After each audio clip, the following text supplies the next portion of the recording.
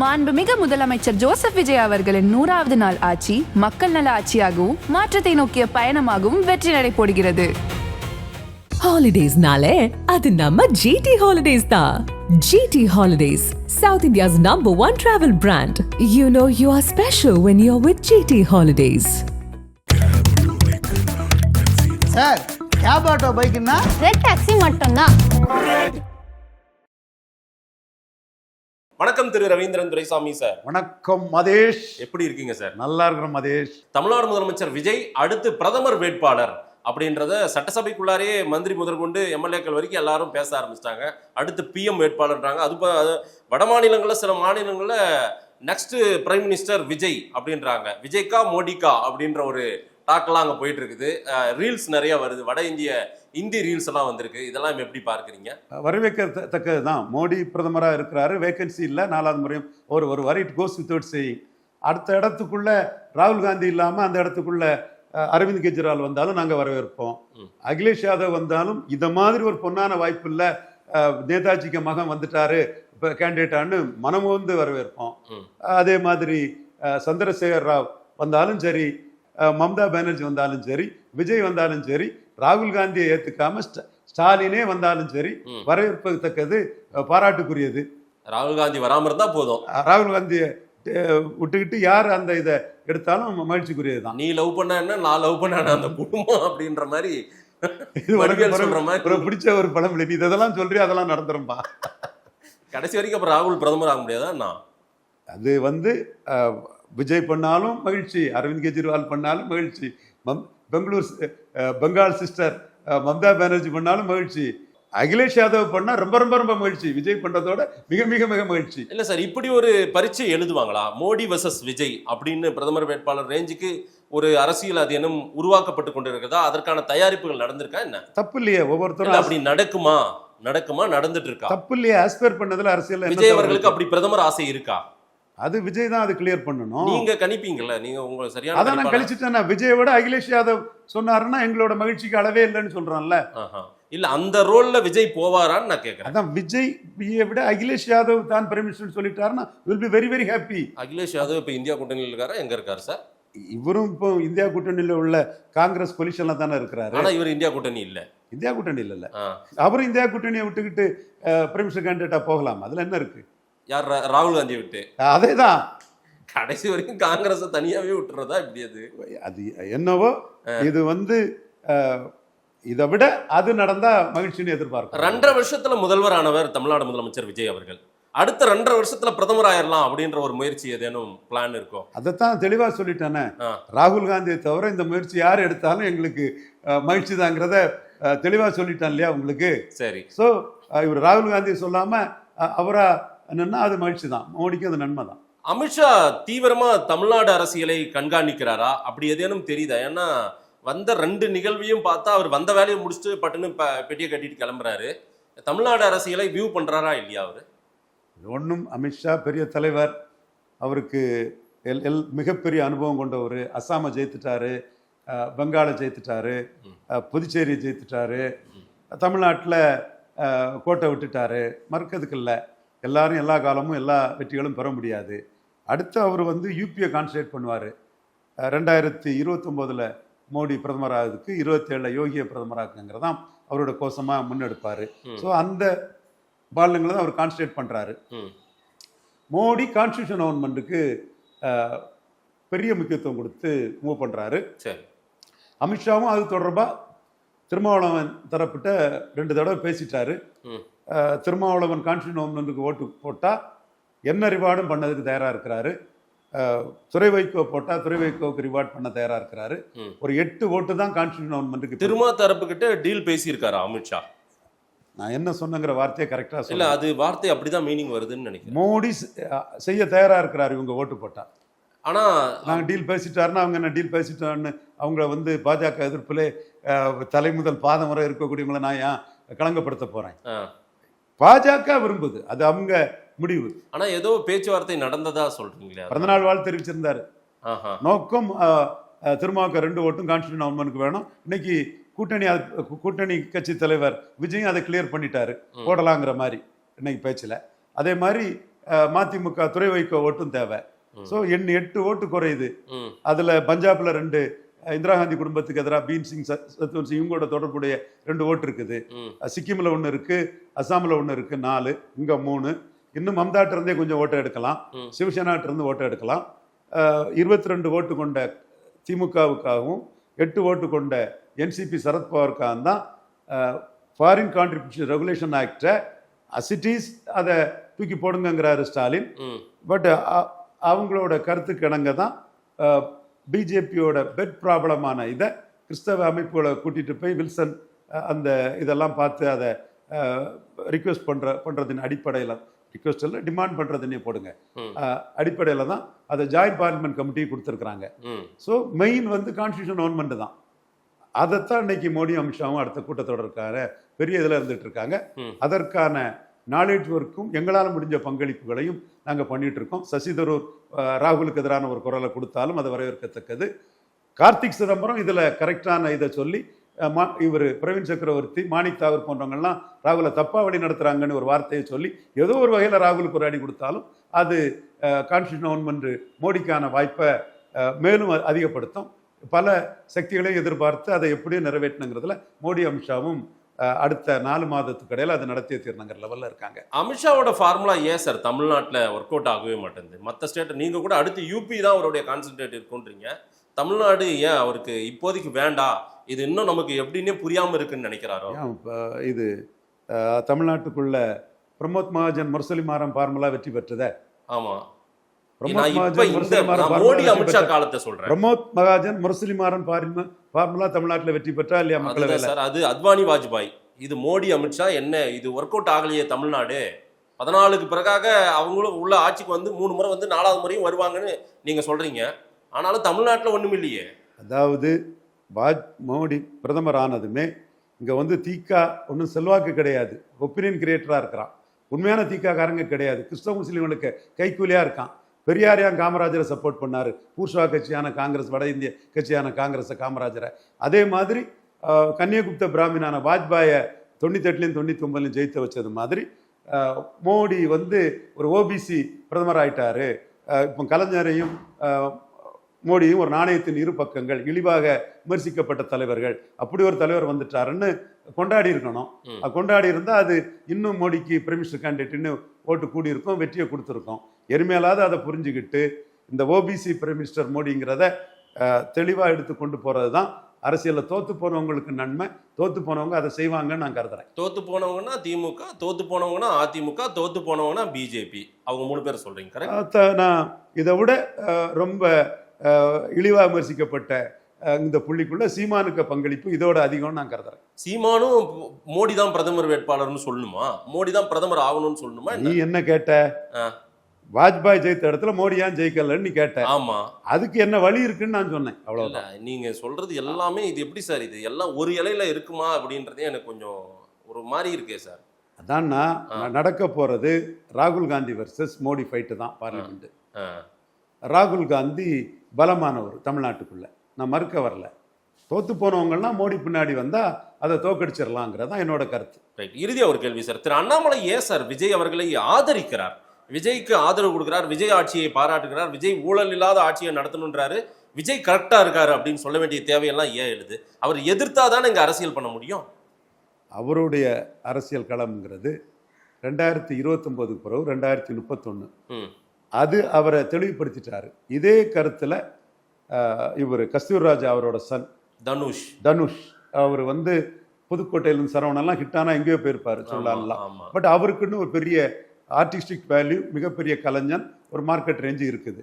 அவர் வந்து 31 குறி வைக்கிறாரு.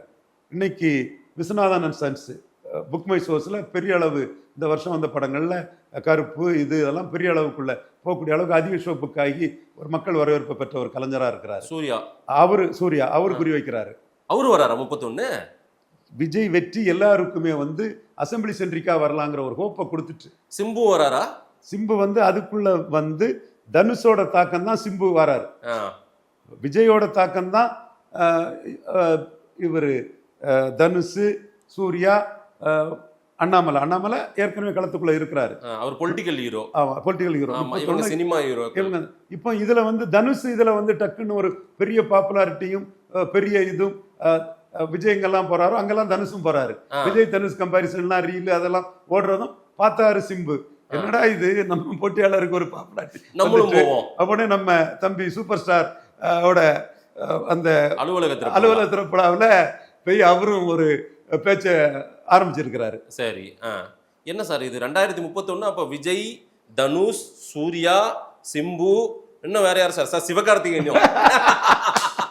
நீங்க தான் என்ன சார் மிஸ் பண்ணிட்டீங்க? அவரையும் இல்ல, சிவகார்த்திகேயன் அவரு கோட் படத்துல ஒரு துப்பாக்கி கொடுத்தனால அவரை பார்த்து நன்றி தெரிவிச்சுட்டு அவரு சந்திச்சுட்டாரு. இவங்க மற்றவங்க எல்லாம் விஜய் சந்திச்சு இருக்கட்டும் சார். நீங்க ஐயோ நம்ம அவரு நம்ம அபிமானத்துக்குரியவர், அதுல எந்த மாற்றம் இல்லை.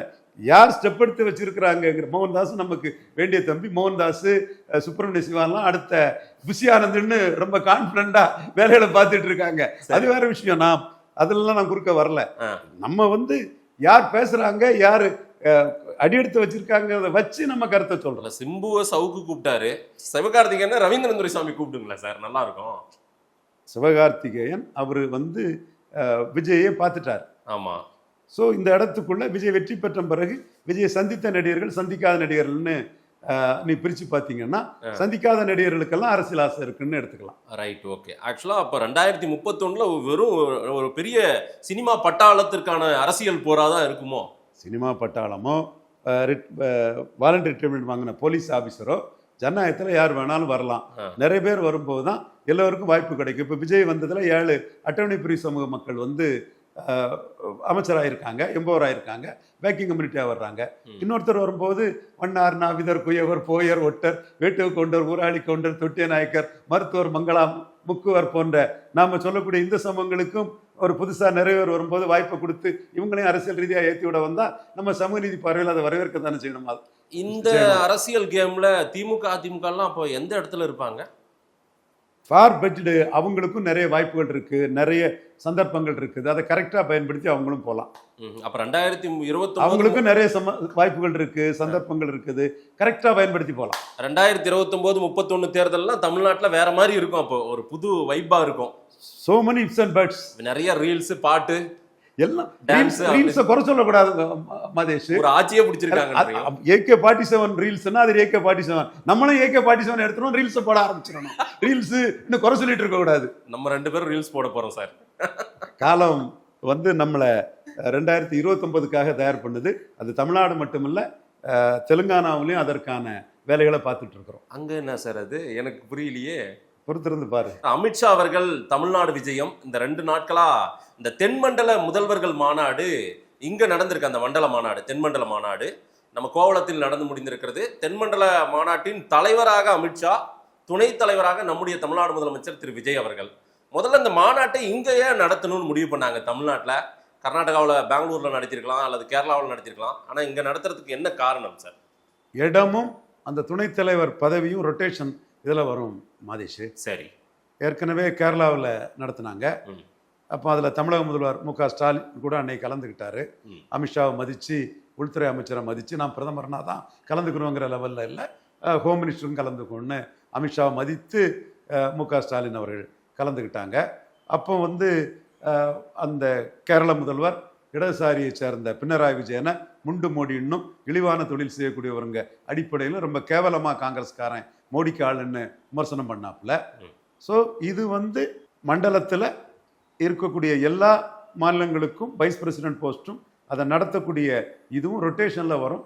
தமிழ்நாட்டுக்கு இந்த மண்டலத்தில் 39 எம்பிக்கள் கொண்ட பெரிய மாநிலமான தமிழ்நாட்டுக்கு அது கிடைச்சது நமக்கு பாராட்டத்தக்கது. அது விஜய் முதல்வராக இருக்கக்கூடிய காலத்தில் அது கிடைச்சனால விஜய் வைஸ் பிரசிடெண்டாக ரெப்ரசன்ட் பண்ணுறாரு. அதாவது கேரளாவில் இதே மாதிரி ஒரு மண்டல மாநாடு, தென்மண்டல மாநாடு நடக்கும்போது பினராயி விஜயன் போகும்போது முண்டு மோடி, அதாவது என்ன வேட்டி கட்டிய மோடின்னு சொல்லி விமர்சனம் பண்ணாங்களா காங்கிரஸ்?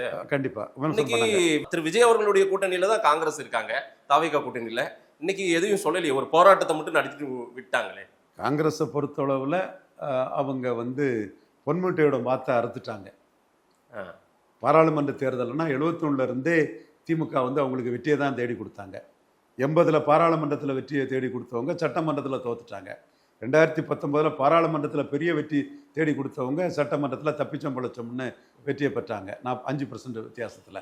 2024க்கு பிறகு 26 சட்டமன்றத்தில் தோற்றுருக்கலாம். ஆனால் பாராளுமன்றத்தில் அந்த குடும்பத்தை முன்னிறுத்தி வச்ச அணிங்கிறது 50 விழுக்காடு திமுக எல்லா தேர்தல்களையும் கான்ட்ரிபியூட் பண்ணியிருக்கிறாங்க. சட்டமன்றத்தில் தோற்று கூட பாராளுமன்றத்தில் கான்ட்ரிபியூட் பண்ணி கொடுத்துருக்குறாங்க. அந்த சூழ்நிலையில் இன்னைக்கு அவங்க ஸ்டாலினுக்கு பண்ண துரோகத்துக்கு இப்போ தங்களுக்கு என்ன நிலைமை ஆகுமோ, தமிழ்நாட்டுக்குள்ள எல்லாமே புட்டுகிச்சுங்கிற அளவுக்கு காலி ஆயிருமோங்கிற அச்சம் காங்கிரஸ்காரங்களுக்கு இன்னைக்கு வந்திருக்கு. இல்லை சார், பொன்முட்டையிடுற வார்த்தை மிஸ் பண்ணிட்டாங்கன்னு திமுகவை குறிப்பிட்டு நீங்கள் சொல்கிறீங்க. ஆனால் தாவேக்கா அவங்களுக்கு தங்கத்தை விட பிளாட்டினம் ரேஞ்சுக்கு பார்க்குறாங்களா, ரொம்ப உயர்வாக பார்க்குறாங்களா? இது ஏதோ டபுள் ஜாக்பேட் அடித்த மாதிரி ஒரு ஃபீல் பண்ணி தானே போய் சேர்ந்துருக்காங்க. 50-50 தான் இருக்குது. ஆனால் தேர்தலுக்கு முன்பே நம்ம வச்சிருந்தா இன்னும் வேற லெவலில் இருந்திருப்போம்னு நினைக்கிறாங்களே காங்கிரஸ். அசம்பிளியில் நான் மறுக்க வரல. பாராளுமன்ற இது இன்னைக்குள்ள சூழ்நிலை களம் மும்முனையாட்டு ஆயிடுச்சு. இந்த மும்முனைங்கிறது இப்படியே தொடர்ந்தா அவங்களுக்கு வாய்ப்பு. அது இருமுனையாட்டு ஆயிட்டுன்னா மோடி லாயலிஸ்ட் அதை இருமுனையாட்டு ஆக்கிட்டாங்கன்னா அவுட்டு. மாணிக் தாக்கூர் ஜெயிக்க மாட்டார். 1 லட்சம் ஓட்டில் மாணிக் தாக்கூர் விஜய் பிரபாகரன்ட்ட தோப்பார். இல்லை சார், நீங்கள் இருமுனைன்னு நீங்கள் எதை சொல்கிறீங்கன்னா திமுக, அதிமுக, பாஜக இது 3 ஒன்று சேர்ந்தா அப்படி சொல்கிறீங்க. நான் என்ன கேட்குறேன், இதுலேயே காங்கிரஸ் தாவேக்கா இப்போ ப்ளஸ்ஸாக தான் 29 தேர்தலை ப்ளஸ்ஸாக தான் எதிர்கொள்வாங்கன்றது என்னுடைய பார்வையாக இருக்குது. உங்கள் பார்வை கரெக்டு தான். மும்முனை போட்டின்னா ஏற்கனவே 35 எடுத்த விஜய் காங்கிரஸ், சிபிஎம், சிபிஐ, பிசிக, மதிமுக, ஐயுஎம்எல் சேரும்போது 40க்கு மேலே போயிடுவாங்க. திமுக 25ல் தான் இருப்பாங்க. ஸோ அந்த இடம் மும்முனையில் 25 வச்சு 45 பிடிச்சிட முடியாது. ஓகே, 15 விழுக்காடு 40 to 45 15 விழுக்காடுக்கு மேலே டிஃபரன்ஸில் அவங்க பிடிச்சிட முடியாது. ஒரு தொகுதியில் கூட பிடிச்சிட முடியாது. 2014 ரிசல்ட் தான் திராவிட முன்னேற்ற கழகத்துக்கு வரும். நான் மறுக்க வரல. ஆனால் பொன்முட்டையிடம் வாத்தா இருந்த திமுகவை அறுத்ததில், துரோகம் பண்ணதில் அவங்க வாஷ் அவுட் ஆகிறதுக்கு ஒரு வாய்ப்பு உண்டு. பொலிட்டிக்கல் ரியலைன்மெண்ட் சரியாக வந்துட்டுன்னா விஜய பிரபாகரன்கிட்ட 1 லட்சம் ஓட்டுக்கு மேலே இவர் மாணிக் தாக்கூர் தோற்று பரிதாபிக்க வேண்டிய சூழ்நிலையும் வரும். இல்லை, லாரி சக்கரத்தில் கொண்டு போய் சைக்கிள் சக்கரத்தை மாற்றன்றீங்க நீங்கள். இது நடக்கும்ன்றீங்க. அது எப்படி எனக்கு நடக்கும்? அதிமுக இப்போ உங்ககிட்ட அதை பேசி கையில் வச்சிருக்கக்கூடிய ரகசியங்களெல்லாம் ஏன் வெளியிடணும்? ஆனால் அதான் நான் சொல்றது, இது கரெக்டாக. ஓகே, நீ சந்தோஷப்பட்டுட்டு போ, நடக்காதுன்னு நீ சந்தோஷப்படு, எனக்கு ஒன்றும் ஆட்சேபம் இல்லை. சக்கர பொங்கலுக்கு வடகரியை என்ன வேணாலும் நீ அதை சந்தோஷப்பட்டுக்கோ. அதை பற்றி விளக்கம் நான் சொல்றதுக்கு தயாரில்லை. நடக்கும். அந்த டைம் வரும்போது மோடிக்கு இங்கே ஸ்வீப் அடிக்கும், ராகுல் காந்திக்கு ஆப்பு அடிக்கும். ராகுல் விஜய் தோத்துருவாங்க பார்லிமெண்ட்ல, அப்படி சொல்றீங்களா என்ன?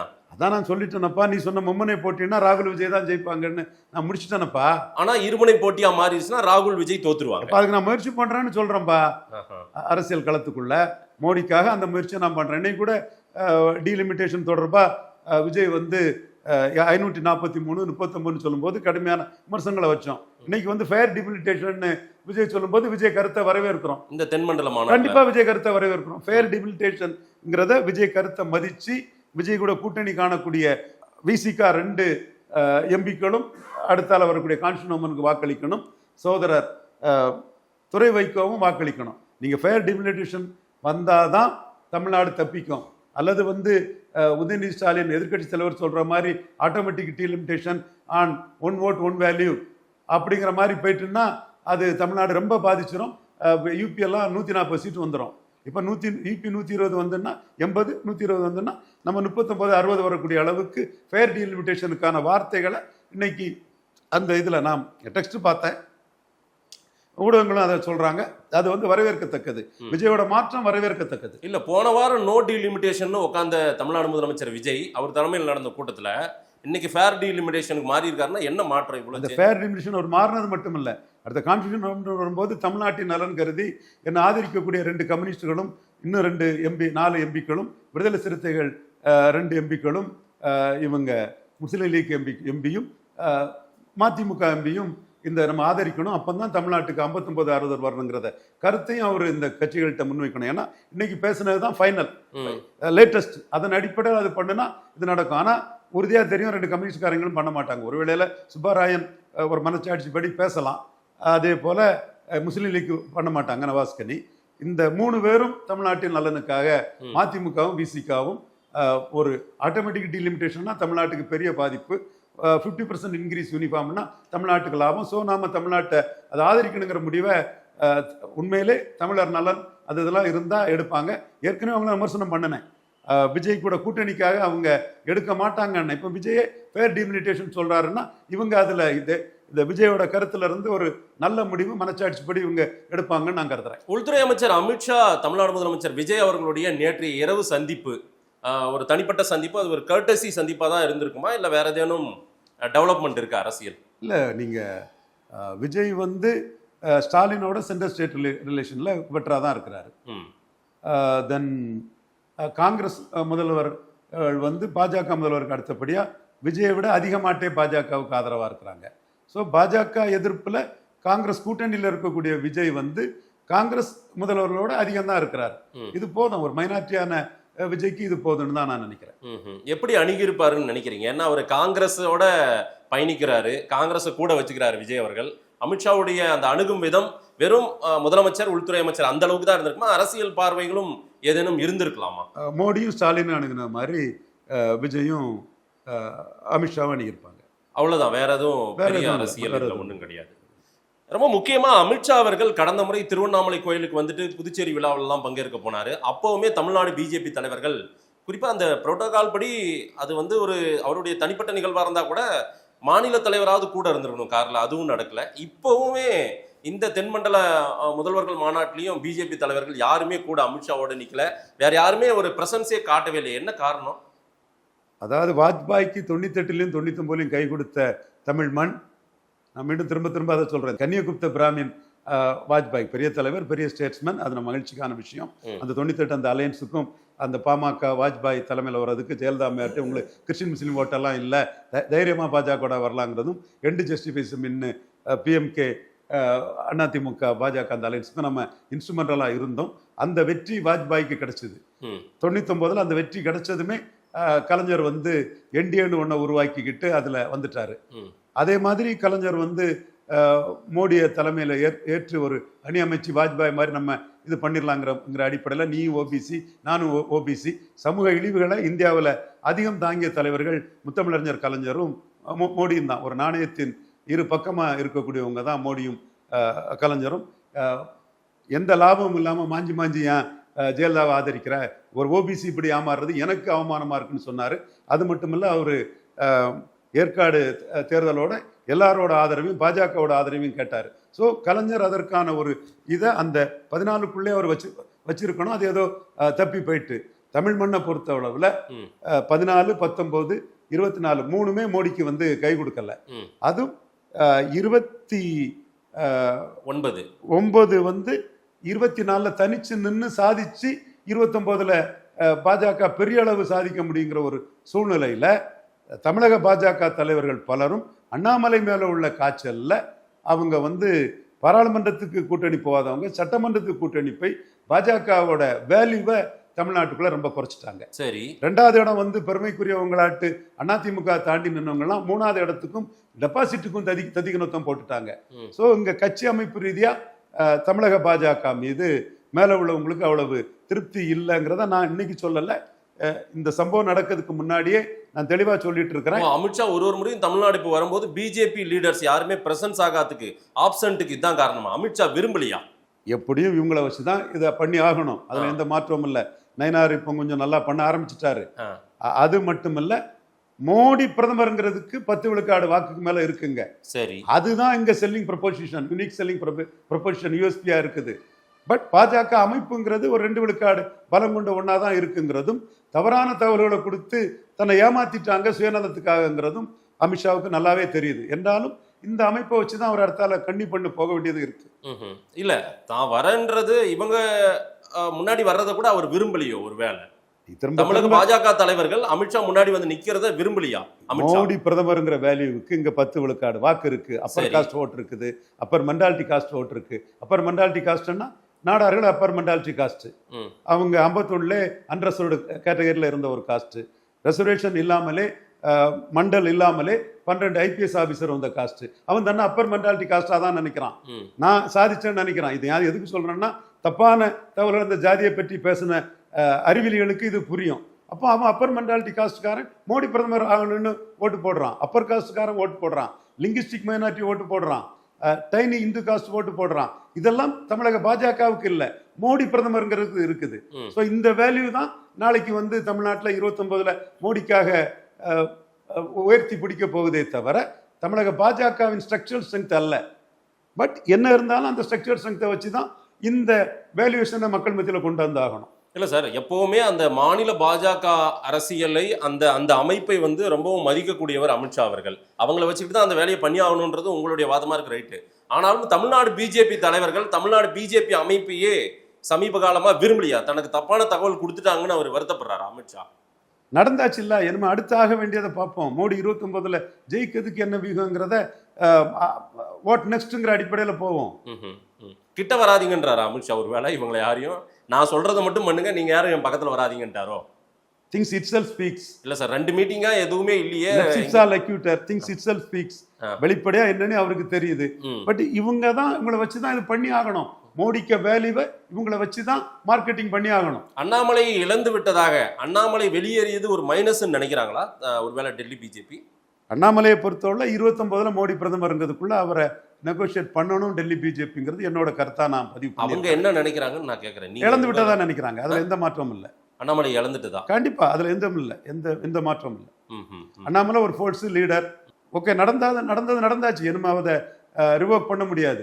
ரெட்ராஸ்பெக்டிவா பேசி பிரயோஜனம் இல்லை. அன்னைக்கு நம்ம அண்ணாமலையை மாற்றக்கூடாதுங்கிறதுல நம்ம ரொம்ப தெளிவாக கடைசி வரை ஃபைட் பண்ணோம். நம்ம சொல்லி மோடிக்கிட்ட பல விஷயங்கள் நடந்தாலும் கூட இந்த விஷயம் வந்து நாம அதுல ஃபெயிலியர் ஆயிட்டங்கிறது உண்மைதான். அதே வேளையில் இன்னைக்கும் சொல்றேன், சகோதரர் நயனார் நாகேந்திரன் போட்டது நமக்கு எந்த வகையிலையும் அது தவறுன்னு நம்ம சொல்லலை. அவர் இன்னைக்கும் வந்து 2வது இடம் வந்திருக்கிறாரு. மற்றவங்க 3வது போகும்போது சகோதரர் 2வது இடம் வந்திருக்கிறார். நீங்க இது வந்து மறவர் நாடாருன்னு எழுப்பாங்க, அது இதில் கிடையவே கிடையாது. அவர் பாஜக நம்பி வந்துடுறாரு, பாஜக தெளிவாக செயல்படுறாரு. இன்னும் அவருக்கு வந்து பாஜக அரசியலுக்குள்ள ஒரு நல்ல வாய்ப்புகள் இருக்குங்கிறதா என்னோட கருத்து. அமைப்பு ரீதியான பாஜக தலைவர்கள் பதவியெல்லாம் மாற்றப்பட்டிருக்கு எல்லாமே. அதே போல தேசிய மகளிர் அணி தலைவியாக இருந்த வானதி ஸ்ரீனிவாசன் பதவியெல்லாம் அவங்களை விடுவிச்சுட்டு வேற ஒருத்தர் நியமிச்சிருக்காங்க. என்ன மெசேஜ்? அடுத்து ஒருவேளை பிஜேபி மாநில தலைவர் ஏதேனும் மாற்றம் இருக்குதா? அந்த ரோல்ல ஏதாவது வானதி ஸ்ரீனிவாசன் இருக்காங்களா? பிஜேபி மாநில தலைவர் மாற்றம்ங்கிறது வந்து ஒரு டெம்பரரினஸை எதிர்கட்சிகள் காங்கிரஸில் பண்ற மாதிரி தமிழக பாஜகவிலையும் பண்ணுவாங்க. 7 தடவை தினமலர் பத்திரிகை தமிழிசை அம்மையாரை மாற்றினாங்க. இப்போ நாம தான் நம்ம தம்பி ஒருத்தன் தான் வான் பண்ணான். இப்படி சும்மா நீங்கள் 7 தடவை மாற்றிட்டு இருக்கிறீங்களே, தினமலருக்கு ஒரு கிரெடிபிலிட்டி இருக்கு இல்லையா? இது நாங்கள் வந்து தேசிய பத்திரிகா தினமலரை தான் நாங்கள் விரும்பி படிக்கிறோம், நீங்கள் இப்படியெல்லாம் பண்ணாதீங்கன்னு சொன்ன பிறகுதான் அந்த இதை வந்து தினமலர் நிறுத்திச்சு. ஒண்ணு அவங்க மாத்துற மாதிரி தெரியல, நீங்களாவது மாத்துங்க. இப்போ அந்த வேலையை பண்ணியிருக்கு. இப்போ அதே வேலை வந்து நயனாருக்கு எதிராட்டும் ஒரு டெம்பரரினஸை காட்டுறதுக்காக பாஜக தலைமைக்குள்ள இருக்கவங்களே ஊடகத்துல ஃபீடு பண்ணி இந்த மாதிரி பண்ணிட்டு தான் இருப்பாங்க. என்ன செய்ய முடியும்? தமிழக காங்கிரஸ் மாதிரி தான் தமிழக பாஜகவும். அந்த மாதிரி தலைவர் மாற்றமெல்லாம் இப்போ இமீடியட்டாக ஒன்றும் நடக்காது தமிழ்நாடு பிஜேபியில். தேர்தலை மையமாக வச்சு தான் இப்போவுமே வந்து ரேகா சௌத்ரின்னு நினைக்கிறேன், ரேகா கட்டியார் குர்மி லேடியை போட்டிருக்காங்க. சத்தீஸ்கர் மற்ற அடுத்தால ஒரு அசம்பிளி எலெக்ஷன் வரக்கூடிய இதில் வச்சு தான் அந்த பதிவுகளை போட்டிருக்காங்க. குறிப்பாக வந்து கர்நாடகா சேர்ந்த ஒரு பவர்ஃபுல் பிராமின் லீடர், ஒரு யங்ஸ்டர் தேஜஸ்வி சூர்யா, அவரை இது பண்ணி குஜராத்தில் இருந்து ஒரு 4 விழுக்காடு பிராமின்ஸ் குஜராத்தில் இருக்கிறாங்க. அதே ஏஜ் குரூப்பில் குஜராத்தை சேர்ந்த ஜோஷின்னு நினைக்கிறேன், அவர் பிராமின் லீடரை போட்டிருக்காங்கன்னா குஜராத் எலெக்ஷனில் ஒரு கட்டத்துக்குள்ள பட்டேல் கூட சேராமல் பிராமின் கம்யூனிட்டி ஃபுல்லாக ஓட்டு போட்டு மோடியை ஜெயிக்க வச்சாங்க. ஒரு குருஷியல் பீரியடில் அந்த ஹர்திக் பட்டேல்லாம் தகராறு பண்ணிட்டு இருந்தாங்கல்ல, அந்த இதில் இப்போ அந்த மாநில தேர்தலையும் வந்து கருத்தில் கொண்டு தான், பல மாநிலங்களின் தேர்தலை கருத்தில் கொண்டு தான் இந்த நேஷனல் பேரன் பாடியும் மற்ற ஃப்ரண்டல் ஆர்கனைசேஷனும் வந்து நியமிக்கப்பட்டிருக்கதான் நான் பார்க்குறேன். ரைட் சார், நிறைய விஷயங்கள் புதுசாக இருக்குது, மக்கள்கிட்ட கொடுப்போம். நேரம் கொடுத்து பேசியமைக்கு நன்றி சார். நன்றி மதேஷ்.